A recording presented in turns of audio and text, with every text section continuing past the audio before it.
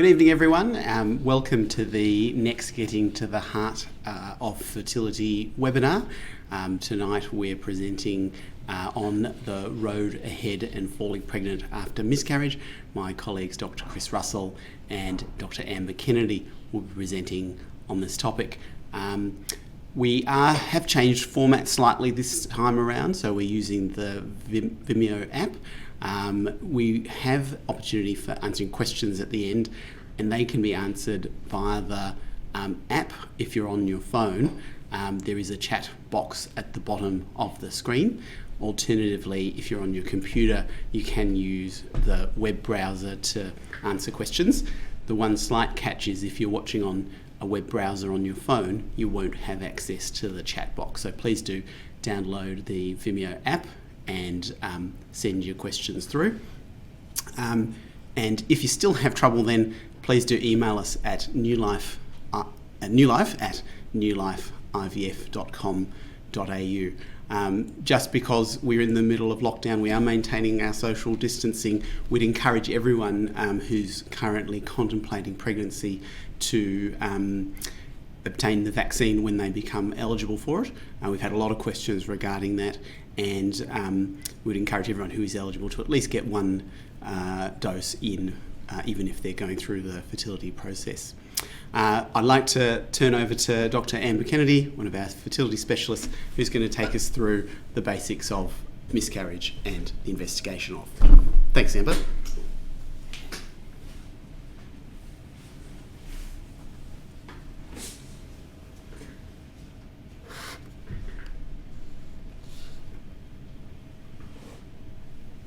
Thanks, Samir. Hello, everyone. Welcome to our talk tonight. So Chris and I are going to be talking about a very important topic, and that is falling pregnant after miscarriage.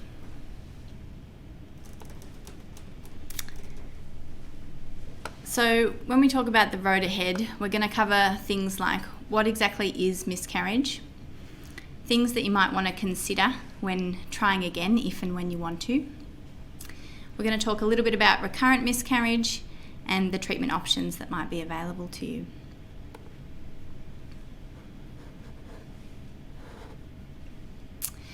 So before I talk about what miscarriage is, I just wanted to cover things that miscarriage is not.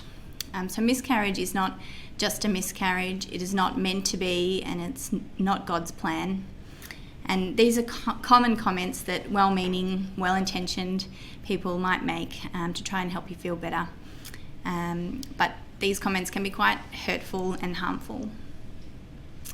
And miscarriage should not be embarrassing or shameful. You should never be embarrassed because you've lost a baby. And miscarriage is not caused by something that you have done or something that you haven't done. And these are some feelings that women commonly have after experiencing miscarriage.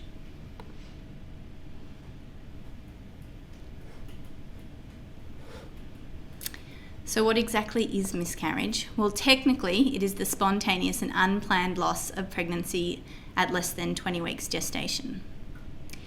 Miscarriage, unfortunately, is very common, occurring in 1 in 5 or 20% of pregnancies. It is most common in the first trimester, and early pregnancy loss or first trimester miscarriage is really what we're talking about in this talk, because late miscarriage or second trimester miscarriage is usually a different entity. Miscarriage is incredibly sad, and most often it is caused by something called aneuploidy, which we're going to talk about in detail tonight. So what are the causes of miscarriage? Well, the most common, as I said, is something called aneuploidy or fetal chromosomal abnormalities. Some other causes that are more rare are uterine abnormalities, antiphospholipid syndrome, which is an autoimmune condition that affects clotting. There's endocrine disorders such as diabetes or thyroid disease.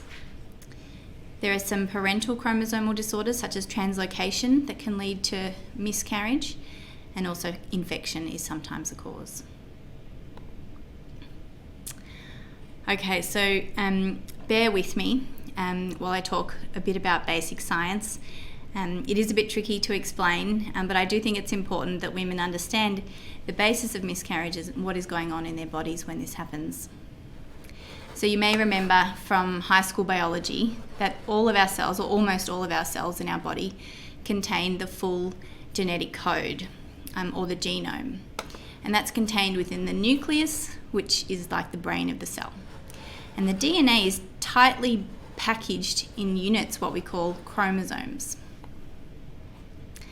Now, humans have 46 chromosomes, and they come in pairs. So there's 23 pairs, or sometimes we say 22 pairs, plus an X and a Y, which is a male, or two X's, which is a female. Now, this is a diagram of a karyotype, which is what scientists see down the microscope when they stain your chromosomes and smush them against a glass slide, and so that they can count them and make sure that the right number are there. Remember the number 46, because that's quite important. So when an egg is fertilised by a sperm, each egg and sperm bring half the genetic material that's required to make a new person. And that is how two individuals can mix their genetic information to create a baby. The egg contains 23 chromosomes, including an X, and the sperm contains 23 chromosomes, including an X or a Y chromosome.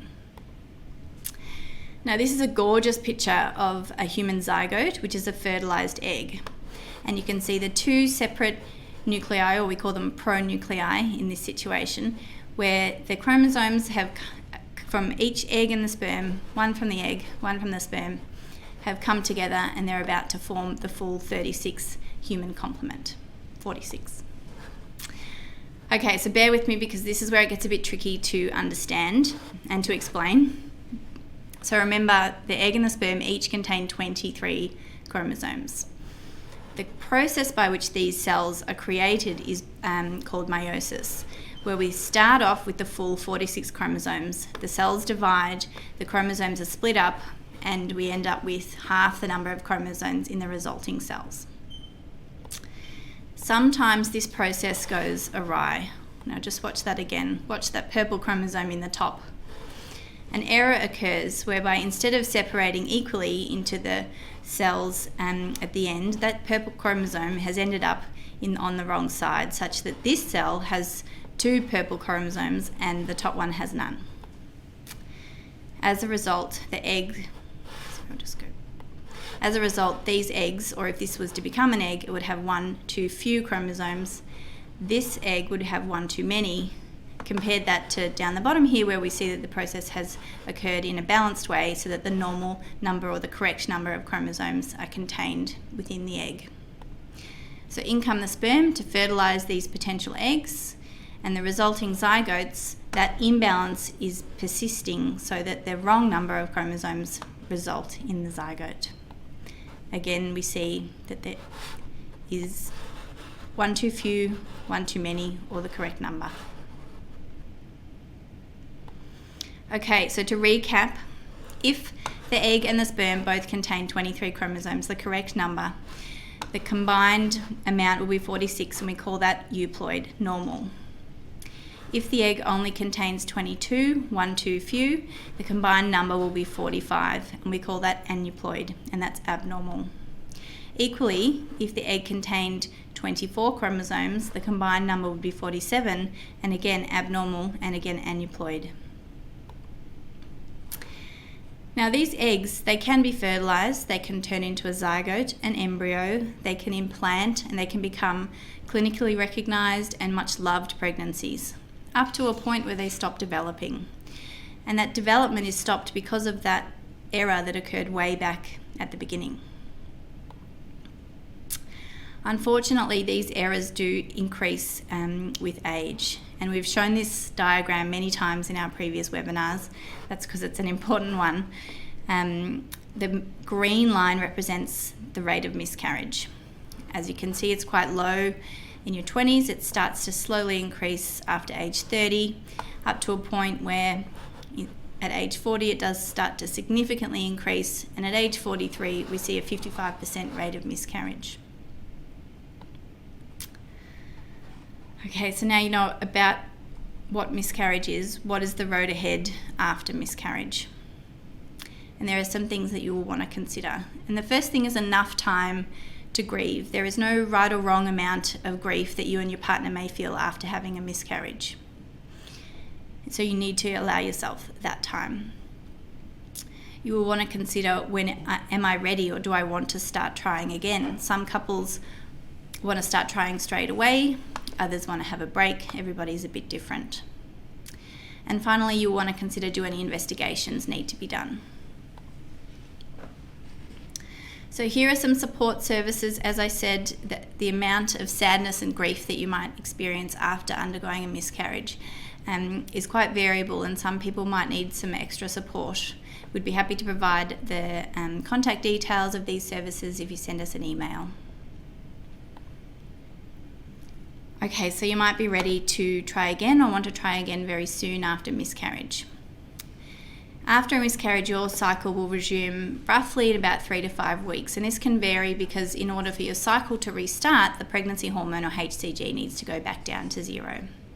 So you will ovulate and then have a period not too long after your miscarriage completes. You can actually fall pregnant prior to your first period.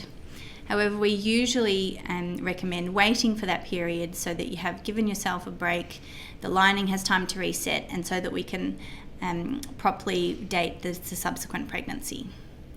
We recommend you continue taking folate. It's a good idea to see your GP or your fertility specialist for review in case anything else needs to be done. And you will undoubtedly be asking the question, will this happen again? And unfortunately, it is possible, and that is because each pregnancy is an independent event. There's still that 20% or 1 in 5 chance of miscarriage in the subsequent pregnancy. And that brings us to recurrent miscarriage, which is 3 or more losses in a row. And that can be one of the most heartbreaking situations for a couple to find themselves. If you've had 2, and definitely if you've had 3 miscarriages in a row, then you should have some investigations to find a possible cause. Targeted interventions may be available if a specific cause is found. But it is worthwhile knowing that each separate miscarriage may have in fact had a different cause, and that a lot of those miscarriages may still have been as a result of chromosomal error. Okay, so I'm going to hand over to Chris, who's going to talk about what are the kind of things we might like to do in this situation and what treatments we might be able to offer. Thanks very much, Amber and Samir. Thanks for setting up what we hope is an informative talk, Amber. And I'm now going to just launch into what we actually do when couples experience a lot of miscarriages.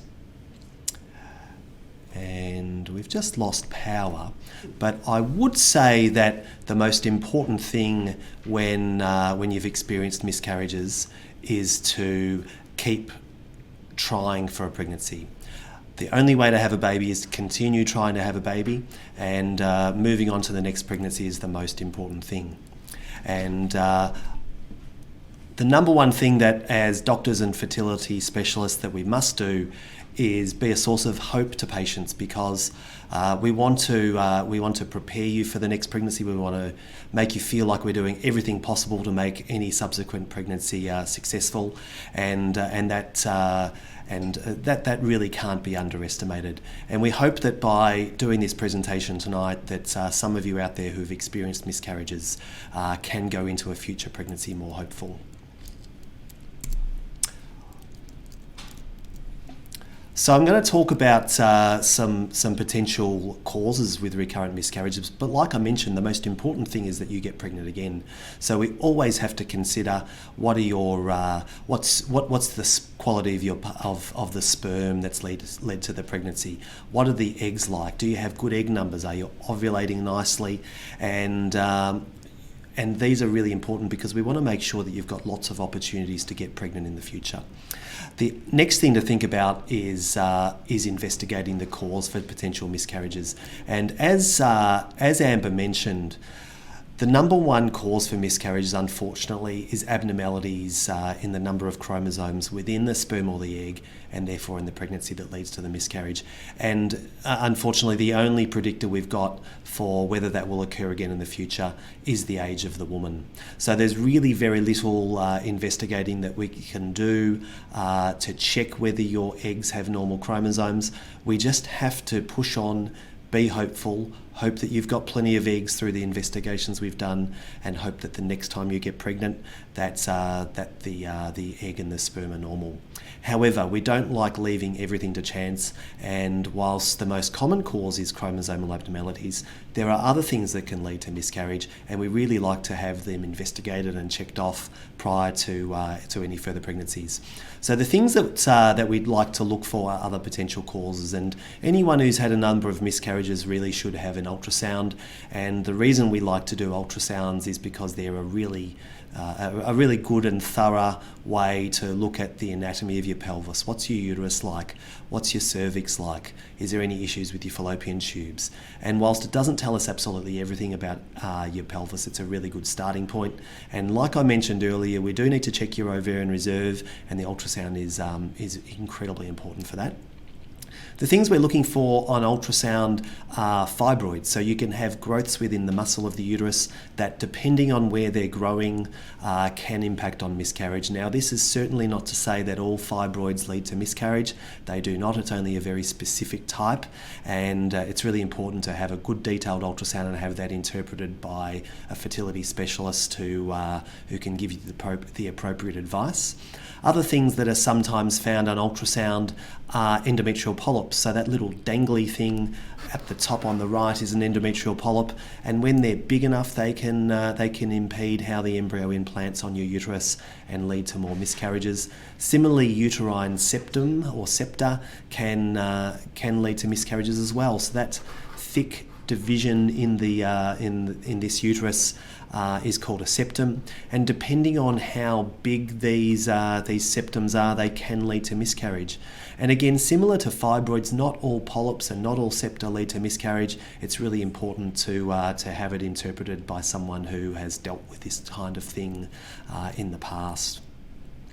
I've sort of added here, we always do ultrasound. We sometimes consider doing a laparoscopy as well, and a hysteroscopy, which is where we put a camera inside your uterus. And anyone with a septum, for instance, we would want to assess very thoroughly with ultrasound, with laparoscopy and hysteroscopy.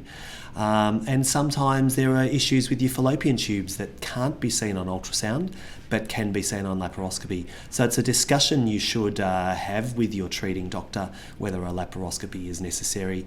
And when I'm sort of making that decision or advising patients, it really depends on the type of miscarriage the patient has been experiencing, and probably the number as well. Other things we look at is other hormonal imbalances. You can have issues with how your thyroid is functioning, you can have abnormal levels of prolactin in your blood, and all of these things are nice and treatable, and if they are contributing to your miscarriages, if we treat them, we do reduce the chance of miscarriage in subsequent pregnancies. We find ourselves talking a lot about clotting issues, so things called thrombophilias. And what a thrombophilia is a condition where your blood is a little bit thick and a little bit sticky, and as a result of that thickness and stickiness in the blood, there may not be an adequate level of blood supply to the lining of your uterus at the time of implantation, and that can lead to an increased rate of miscarriage. We do talk about these clotting issues rather a lot, and we do investigate them quite frequently as well. And I must admit they're a fairly uncommon cause, but if we do find one, they are potentially treatable, so it's very important to keep them in mind. We frequently do genetic blood tests. And when I say genetic blood tests, the landscape of genetic testing is becoming quite complicated. And when I'm talking about genetic tests in this instance, I'm talking about checking the chromosomes of the parents. So the man and the woman who have become pregnant and had miscarriages, sometimes those miscarriages are due to chromosomal abnormalities, but sometimes those chromosomal abnormalities are in fact inherited from a parent. And even though the parent is completely normal and has a completely normal life and potentially no health implications at all, sometimes based on the way those chromosomal rearrangements are inherited by a pregnancy, they can lead to abnormalities that lead to miscarriage. So we generally check what we call the karyotype, or the chromosome number of parents, when they have had a number of miscarriages as well. So what can we do? I mean, there's a whole lot of tests that I've just talked about, but what do we actually do? Well, the first thing is, like I mentioned, we can fix the issues. So if you've got a big fibroid that's growing into the lining of your uterus, we might be able to remove that and improve the chance of you having a healthy pregnancy next time.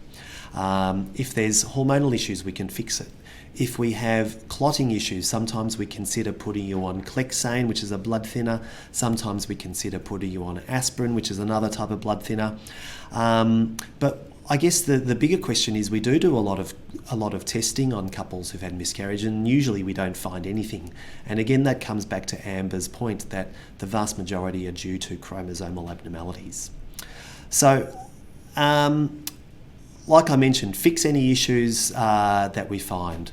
Lifestyle issues can be quite powerful, and a lot of couples like to see naturopaths and things like that. And really, what we're trying to do in that circumstance is to make you as healthy as possible for your next pregnancy. But the big ticket items really are: stop smoking if you're smoking, stop drinking alcohol if you drink any at all. Both of those things will lead to a reduction in miscarriage. Exercise 3 or 4 times a week, both for the man and the woman. Look at some diet issues. Maybe reduce the amount of sugar in your diet, reduce your carbohydrate intake, and if you are overweight, get your weight into a healthy weight range. And I think these are really important things that I talk about to every single patient that I see who's had a miscarriage, because we want to have you in the best possible condition and give the next pregnancy the best chance possible. I've sort of mentioned a thing called empiric treatment here, and this is where we sort of treat you a little bit blindly, I must admit, but we sort of treat you with things that are probably very safe and have minimal side effects and might lead to an improvement in outcomes. And the last thing that I'm going to talk about towards the end is IVF and PGT. And what the crucial part of that is the PGT-A, which involves genetically testing embryos for chromosomal abnormalities. So if we're able to test embryos before they go back inside you and before you get pregnant, then we should be preventing about 80% of miscarriages by doing that. So again, I reiterate that recurrent miscarriage, the most important thing is to get pregnant again. And hopefully by having these tests and getting yourself as healthy as possible, we can give you some hope and some positivity in getting into the next pregnancy. And be prepared. And what I mean by be prepared is do get investigated and do all the things I've mentioned that are lifestyle related, and so that you're in as perfect as possible condition for your next pregnancy. IVF. So I just want to go back a step. I sort of mentioned empiric treatment and I didn't really go into explaining that. And what I'm sort of talking about in that circumstance is some people think about being on aspirin, some people talk about being on progesterone pessaries, some people talk about having frequent ultrasound and frequent monitoring in early pregnancy. And I think it's hard to give you a one-size-fits-all answer to all this. It really comes down to a thorough assessment, and we sort of always have to remember that all of the information we talk about tonight is quite general, and there's really no substitute for a good thorough assessment with a fertility specialist and an individualised and tailored plan. But having said that, I will talk to you a little bit about IVF and how IVF can help you. And to be able to do that, I need to explain to you what IVF actually is. And IVF is at its essence a process where we help you get pregnant by taking sperm and eggs out of your body and fertilising them externally and putting them back inside.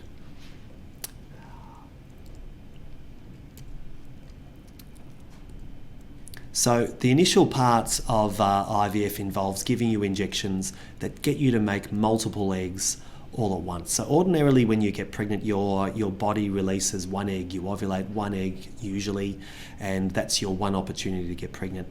In IVF, what we're able to do is take over control of your ovaries using the medications, and we would hope to collect somewhere around 8 to 12 eggs at a time. And if we're collecting 8 to 12 eggs, the chance of us finding one that's good quality and has the normal number of chromosomes is much, much higher.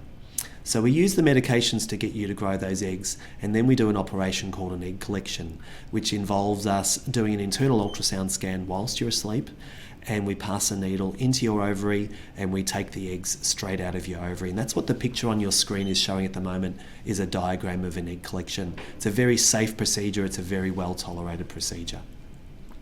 Once we have the eggs outside of your body, we then have to fertilise them with your partner's sperm or sperm from a donor. And the most common way to fertilise an egg is by pouring sperm straight on top of it, which is what that little picture is on the bottom left of the screen. And what that shows is about 20,000 sperm trying to find its way into the egg. And the egg is very good at selecting a good quality sperm, and so it's a little natural selection process that's going on. Then we grow your fertilised eggs, are then called an embryo, when we grow those embryos in the laboratory. And this is a time-lapse picture of an egg that has been fertilised and is now dividing. And you might have noticed that the egg is starting to pop and split, and the cells are turning into an embryo. At the moment it's at about the 8-cell stage, which occurs on the 3rd day after fertilisation. And as you can see, it's becoming more and more complicated as we watch. And that major change you just saw there is as the embryo starts to what we call blastulate and turn into a blastocyst. And what you'll see at the end of this video is the most beautiful blastocyst. It's got a nice, I'll just use my little arrow here, nice inner cell mass here, which is what becomes, what grows into the fetus, and it's got a nice outer cell mass here as well. So it started to differentiate into the different tissues that are required to grow into a healthy pregnancy. And this embryo, in fact, is now a baby girl, I believe, if I remember correctly. So this was a very successful embryo. If we're doing IVF for the purpose of preventing miscarriage, we like to test the embryo for chromosomal abnormalities, and that's called PGT-A, or pre-implantation genetic testing for aneuploidy. So it's a bit of a mouthful, we'll just stick with PGT-A. And the reason we like doing PGT-A is we're able to find the embryos that clearly have abnormal chromosomes, and if those embryos clearly have abnormal chromosomes, it is not going to give you a healthy pregnancy.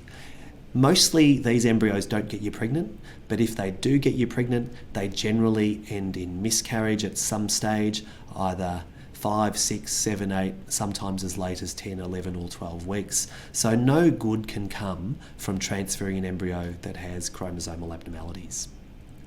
This is a little picture of us taking a biopsy of an embryo that was at a similar stage to the embryo from the previous screen. And what we do is, as an embryo hatches, which is a normal process, the embryo hatches out of its cell on around day 5 or day 6, and it presents us with a beautiful little cluster of cells. And we can use our little pipette, which is pictured in the screen here, to pick some of those cells and test what is the genetic makeup of those cells. And usually it's a very, very accurate representation of the makeup of that embryo. The testing itself takes a couple of weeks, so if we are doing genetic testing on your embryos, we must freeze the embryos whilst we await the test results. The next part of doing an IVF cycle is to do an embryo transfer. And if we're doing PGT-A, we only thaw and transfer embryos that have a normal number of chromosomes. We generally believe that regardless of age, if we transfer a genetically normal embryo, your chance of having a healthy pregnancy is around about 50%, which is very high.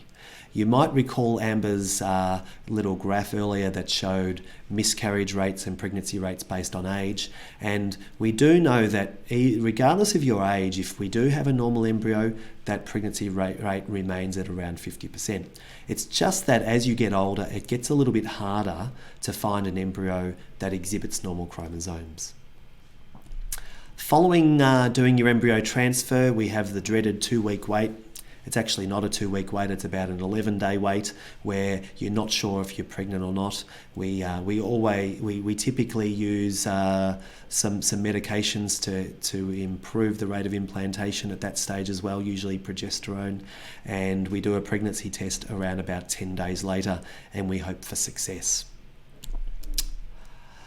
So that is IVF in a nutshell, and in 5 minutes. And we do have some other talks we've done in the past about IVF and genetic testing, and they will be available on our YouTube channel, and we encourage you to look through those. What we would really like to do now is to move on to some questions, and as Samir mentioned, there's quite a few ways that you can ask questions. One option is to use the Vimeo app. So if you're using the Vimeo app on your phone or tablet, there is a little button down the bottom that allows you to join the chat. You can do so anonymously. If you would prefer not to use your name, that's totally fine. Type your question in there, and we will endeavour to answer all of your questions before the end of the presentation. Alternatively, if you're using a web browser, you should be able to easily join the chat there. Or if those functions are a little bit tricky, you can send us an email, newlife@newlifeivf.com.au, and we will read out that question as well.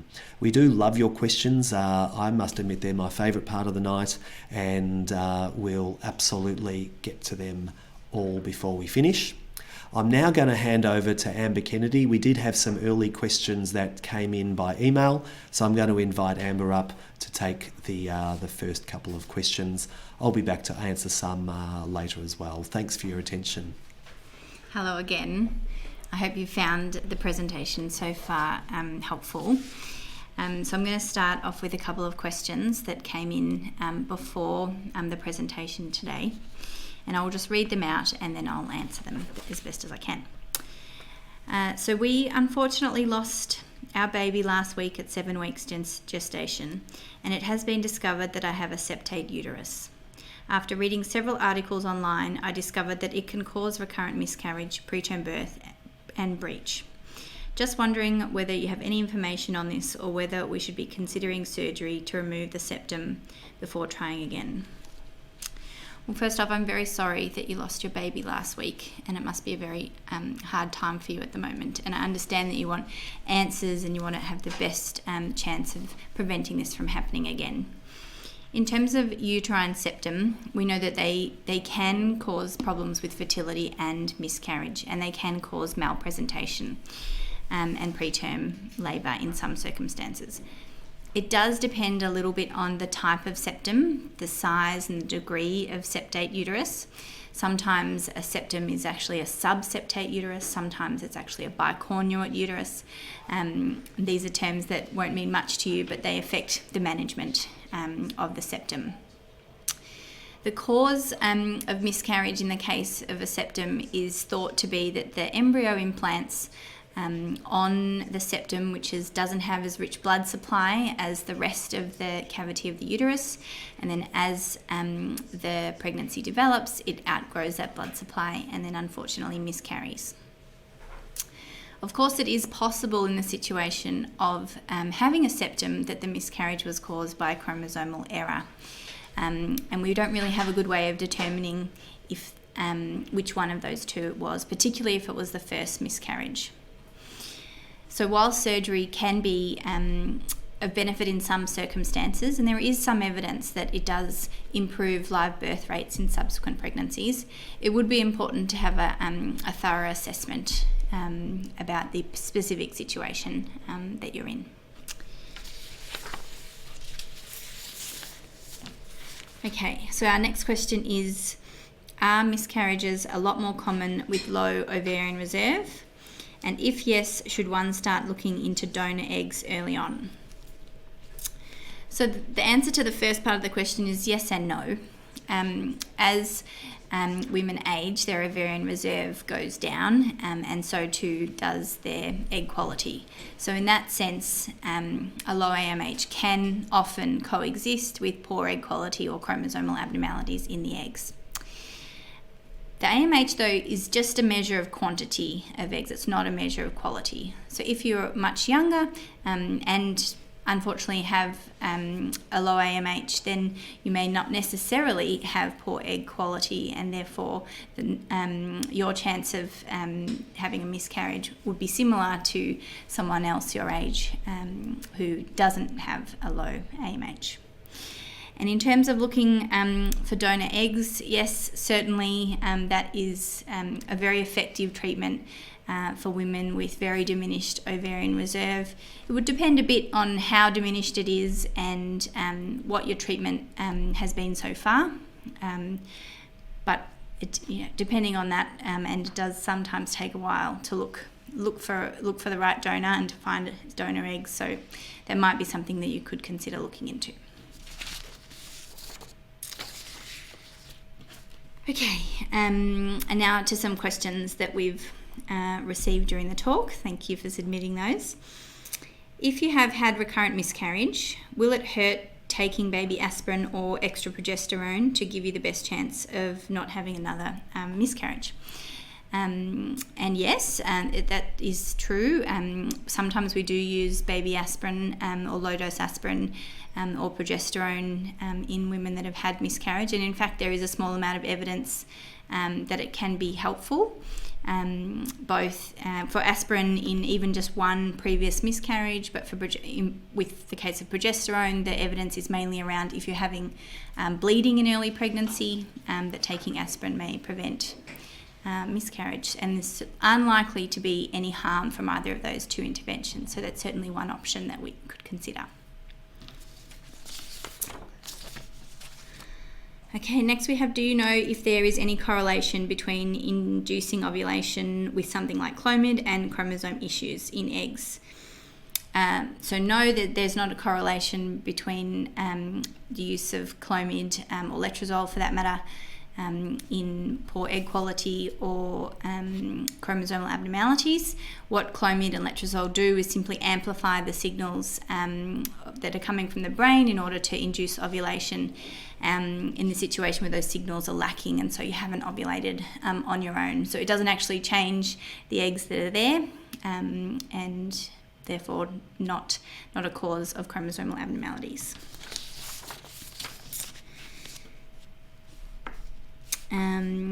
Next we have a question about another missed miscarriage at 7 weeks and having had a curette. We decided to try naturally again, however not sure of the timing of ovulation. Had a positive ovulation test at day 16 and again at day 26, and wondering why could that be. So it does depend a bit on what type of ovulation test you're using. There are different ones that detect different hormones. There's also temperature monitors. And to a degree, the home ovulation prediction kits can be a little bit inaccurate. The LH only ones, for example, there's a certain threshold which it deems to be positive, and above that threshold women can have LH levels not in a setting of just ovulation. For example, if you have polycystic ovary syndrome, you can have a higher level of LH basally. I think it's probably most likely that you did ovulate when you normally would expect to, around about day 16. The best way to confirm that would be to do a blood test for a progesterone if you really wanted to know what was going on. And if you're now day 26 and you haven't fallen pregnant again and you did ovulate on day 16, then your period would be expected quite soon. So time will tell to work out when you actually have ovulated. Okay, I'm going to pass over to Chris, who's going to answer a few more of your questions. Thanks very much, Amber. So we do have a lot of questions, so we're going to get cracking through those. So the next one is, after how many miscarriages should I consider doing IVF with PGT-A? And as always, the answer is it depends on the individual. And the things that I think really are, the variables that we plug in to help you make that decision are: what is your age? We're a bit more inclined to do IVF with PGT-A if you're a little bit older. If it's a little bit slower to get pregnant, so for instance, if it's taking some time for each pregnancy, if it's taking sort of 4 to 6 months or longer every time you get pregnant and you've had a number of miscarriages, it can be a very long time since you've been trying for a baby, so that would make us edge towards IVF a little bit more. I would say, though, the most overwhelming variable is how are you coping with the miscarriages. And I do see a lot of patients who've had a number of miscarriages, and the thing that really stands out is sometimes you just get to the point where you can't face another miscarriage. And in that circumstance, I think that's where IVF and PGT-A is really good, because if we get you pregnant with a chromosomally normal embryo, we know that the miscarriage rate is going to be much, much lower than if you get pregnant naturally. And for some couples, that's really appealing, often because just mentally, if you've had 2 or 3 miscarriages, you just can't face another one, and you need to do something that's really effective at reducing it. So I would say that's the biggest key. The next question is there an increased risk of damaging the embryo if you decide to do PGT-A? And the short answer is no. The slightly longer answer is that it's testing embryos is a very intricate procedure. We're looking down microscopes where we're dealing with structures that are a fraction of a millimetre in size, and of course it's possible to damage an embryo during PGT-A. However, it's very, very operator dependent.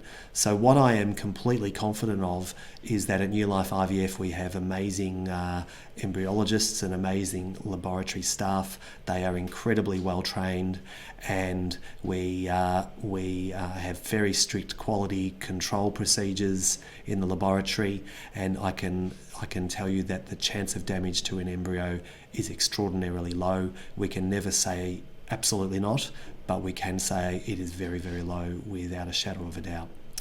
The decisions that the embryologist must make at the time of biopsy is, can we safely do a biopsy on this embryo, give the answer that the patient requires, which is, are the chromosomes normal, without causing damage to the embryo? And they always make that assessment prior to proceeding. But I must admit that at our current lab, it's very, very unusual for us to have a good quality embryo that can lead to a pregnancy that can't be biopsied. Again, it comes down to the skill of our laboratory staff. I had a laparoscopy and hysteroscopy due to infertility and miscarriage, and was told there is possibly adenomyosis.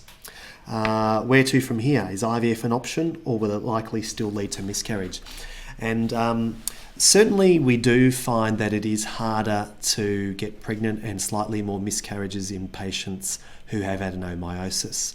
The first thing you need to consider is how certain is the diagnosis. You can sometimes tell whether a uterus is adenomyotic at laparoscopy based on the appearance. Sometimes you can tell on ultrasound. Sometimes it's very difficult. So the first thing is you've got to consider how accurate is the diagnosis. The second is you might have adenomyosis, but that doesn't mean it's the cause of the miscarriages. If you're having a number of miscarriages, I'd be very confident that they're not all due to adenomyosis. Some of them will be due to abnormalities with the embryo as well. I guess with adenomyosis, it sort of falls into the category of things we like to treat, so that when we do get you pregnant with a normal embryo, a good quality embryo, whether that's naturally or with PGT-A, when you get pregnant with that good quality embryo, we want to make sure it's in the best environment possible. And I guess that's where adenomyosis falls into the equation. With natural pregnancies, it's fairly difficult to do much about adenomyosis. Adenomyosis responds to your body's natural hormones through ovulation and afterwards, so it's very hard to manipulate those. During IVF, it is a little bit easier, but still relatively difficult in that we can transfer embryos into your uterus, but we can manipulate the hormones that your body produces in the lead up, so that the adenomyosis is a little bit more, a little bit quieter. So that would be one potential approach. But I think, going back to the original question, never assume that your miscarriages are due to the adenomyosis. There could be it's more likely still to be issues with the genetic makeup of the pregnancy. And with that in mind, I guess you'd have to say that PGT-A can still be really quite beneficial in that circumstance. So, next question is, can high natural killer cells cause miscarriage, and what can be done to fix this problem? That could be a whole webinar in its own regard, and it frequently is a topic of discussion at all of the education meetings that we as fertility specialists go to. And the reason it's talked about so hotly is there's quite a lot of variability in what people's opinions are on natural killer cells. So just to explain to those who haven't heard of it, natural killer cells, it's got the worst possible name in the world. It's a type of white blood cell that fights infection within your body, and it's very normal to have natural killer cells in your body, and in fact it's very normal to have natural killer cells in the lining of your uterus. It's just that, it really does capture the imagination thinking of these natural killer cells attacking your embryo, and that's why it's sort of you do hear of it a lot. The reality is that natural killer cells are required for implantation to be successful, and we must remember that. So, getting back to the original question, it's a controversial topic, and I think this is certainly a particular issue that has to be individualised to every patient and a customised plan developed. And that's not a cop-out answer, it's the reality. It really depends on your age, the potential cause of your miscarriages, what your ovarian reserve is like. It really does require a full assessment. In some circumstances though, if we think that natural killer cells may be contributing, then we sometimes do institute treatments, and they can include suppression of the natural killer cells with prednisolone, and it can sometimes involve blood thinners such as Clexane. But I think that's there are disadvantages to some of these treatments as well, and we must remember that when we're instituting those treatments. But my advice would be see an experienced fertility specialist who can have those very detailed discussions with you about your particular situation. What is your view on the effect of the MTHFR mutation on recurrent miscarriage? Again, this is a little bit similar to the discussion about natural killer cells. So MTHFR gene is a genetic condition that many people carry in various forms and different and various levels of severity, but essentially what they relate to is whether they lead to altered levels of homocysteine in the blood of the woman attempting to become pregnant and carry the pregnancy. The reality is though that the treatment for issues with the MTHFR gene and abnormal homocysteine levels is to take folic acid. So normally when I see patients who've had the testing and have some issues, the simple answer is just treat it. Take 5 milligrams of folic acid, and it's very, very safe, and it may lead to an improvement in outcomes, or it may not. The jury is a little bit out on that one. So I'm just going to double check if there are any more questions, and there are, and it looks like you're going to be blessed again by the presence of Amber Kennedy. So I think that's it for me for tonight. I'll hand over to Amber, and Samira will be back towards the end to sum up. Thanks again, Chris. Okay, so I've got 2 more questions. What is the optimal lining for FET, for those of you who don't know, frozen embryo transfer, and what can you do to improve the lining thickness? Well, we generally say that greater than 6 millimetres should be sufficient for implantation and to support the pregnancy going forward. We sometimes see successful pregnancies at lower than that, but certainly anything above 6 is what we're aiming for.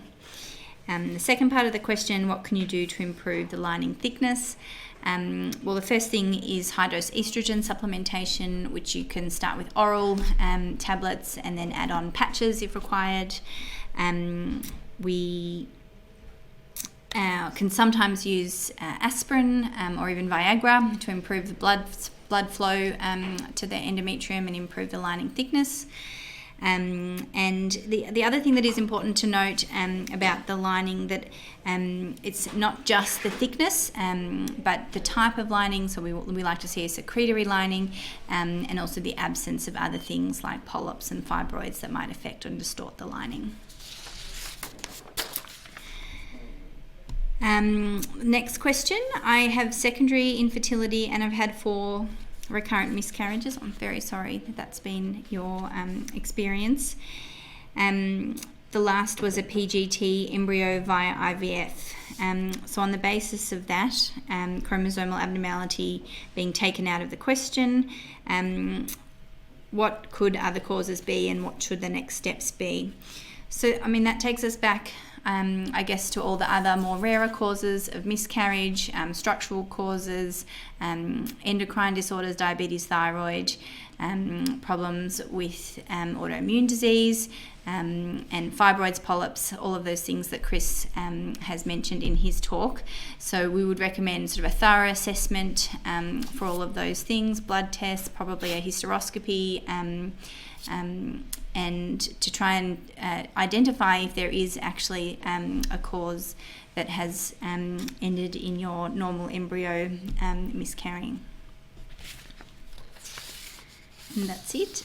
In terms of our questions, I don't think we have any more, so I'm going to hand over to Samia, who's going to close us off for the evening. Thanks very much. Thanks to Amber and Chris for a very informative webinar. There was certainly a lot of information presented tonight. The good news is, for if anyone wants to review the information, this video will be available on our Vimeo site shortly. We have upcoming webinars in our series, the next one being presented by myself and our counsellor extraordinaire, Dr. Sarah Nowalski, on everything to do with donor treatment, including those seeking to access donor eggs and sperm, and also those wishing to become donors as well. Of course, we're hoping that everyone stays safe during our current lockdown. As I mentioned earlier, we would encourage everyone who is eligible for the vaccination to go ahead and do so. If you're concerned about how that might interact with any fertility treatment, please don't hesitate to contact your fertility specialists or our team at Newlife IVF. We are still open for appointments, and for anyone wanting to either access usual appointments or telehealth appointments, we are still available. So thank you again and stay safe.